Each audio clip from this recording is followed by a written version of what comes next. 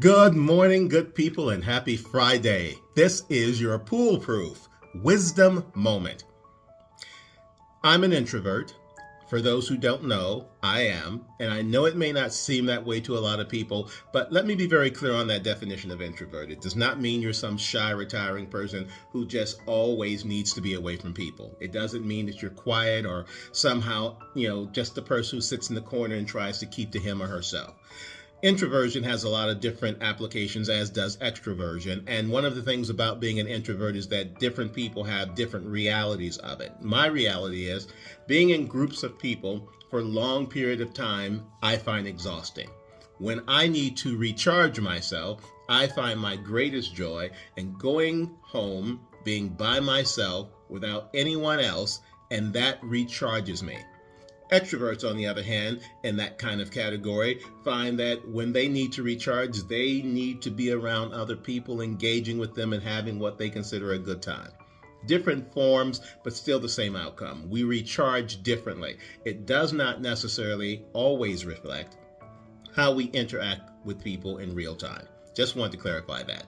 But let's talk about introversion, because a lot of times people think that if you're introverted, that means that you are somehow a person who always wants to be alone. That is not true. There's a difference between recharging and being alone. And for those people who are aware that they feel alone when they're by themselves, that has to do with something else altogether.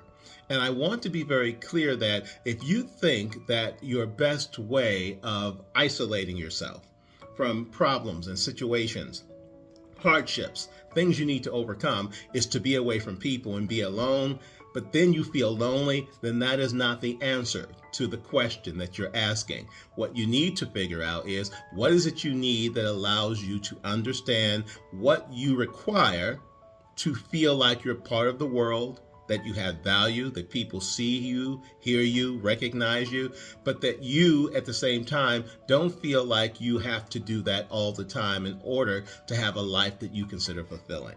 There's a huge difference between being an introvert and being alone, and there's an equally huge difference between being alone and feeling lonely. I never feel lonely when I'm by myself. It recharges me.